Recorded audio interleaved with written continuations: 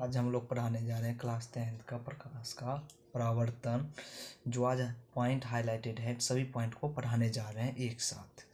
प्रकाश क्या है? प्रकाश माने लाइट क्या है?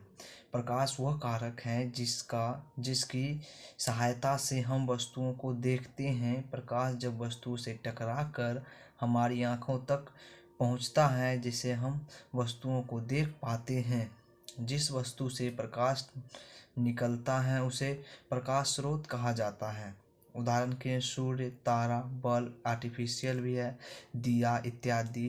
प्रकाश एक प्रकार की ऊर्जा है। प्रकाश एक प्रकार की ऊर्जा है। आप पढ़ेंगे प्रदीप्त और अप्रदीप्त वस्तुएं।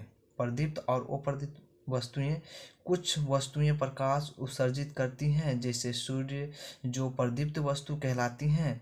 कुछ वस्तुएं प्रकाश उत्सर्जित नहीं करती हैं जैसे टेबल, कुर्सी इत्यादि अप्रदीप्त वस्तुएं कहलाती हैं। आप चलेंगे किरण पुंज। किरण क्या है? किरण क्या है? सरल रेखा में चलने वाली प्रकाश को किरण कहते हैं। जैसे सीधी रेखा में चलने वाली प्रकाश को किरण कहते हैं। किरण पुंज क्या है? किरण पुंज क्या है? आप पढ़ेंगे किरण पुंज क्या है।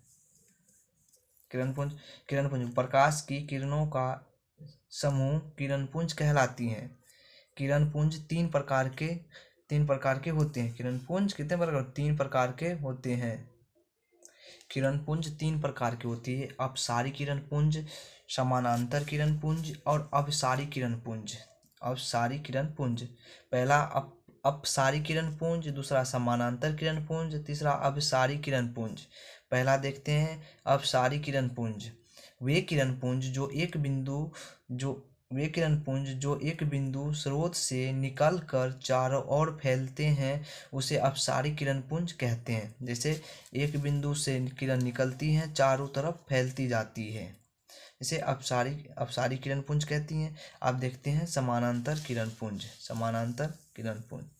समानांतर किरण पुंज वे किरण पुंज जो एक दूसरे के समानांतर जाती हैं उसे समानांतर किरण पुंज कहते हैं। जो क्या एक दूसरे के समानांतर जाती हैं, जैसे एक दूसरे के समांतर जाती है। अब देखेंगे अपसारी किरण पुंज। क्या देखेंगे? अपसारी किरण पुंज वे किरण पुंज जो भिन्न भिन्न दिशाओं से प्रकाश आकर एक बिंदु पर मिलती हैं उसे अपसारी किरण पुंज कहते हैं।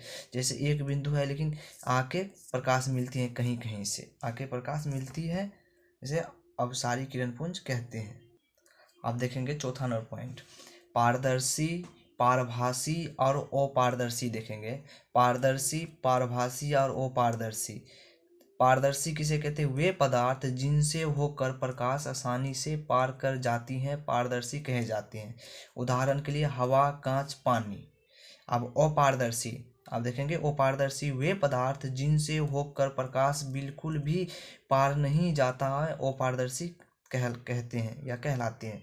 उदाहरण के लिए पहला लकड़ी, पत्थर इत्यादि। आप देखेंगे पारभासी। आप देखेंगे पारभासी वे पदार्थ जिनसे होकर प्रकाश का एक छोटा सा भाग को ही जाने देते हैं पारभासी कहे जाते हैं। क्या कहे जाते हैं? पारभासी। घिसा हुआ कांच, तेल लगा कागज, दूध, गोंद और रक्त etc। आप देखेंगे आप मेन पॉइंट 5 नंबर पॉइंट देखेंगे, प्रकाश का परावर्तन।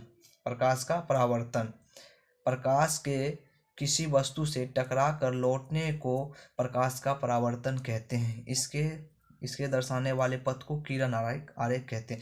जैसे प्रकाश यहाँ से आती है, समतल दर्पण से टकरा कर फिर उसी माध्यम में लौट जाती है प्रकाश का। आप इसके बाद दूसरे वीडियो में देखेंगे।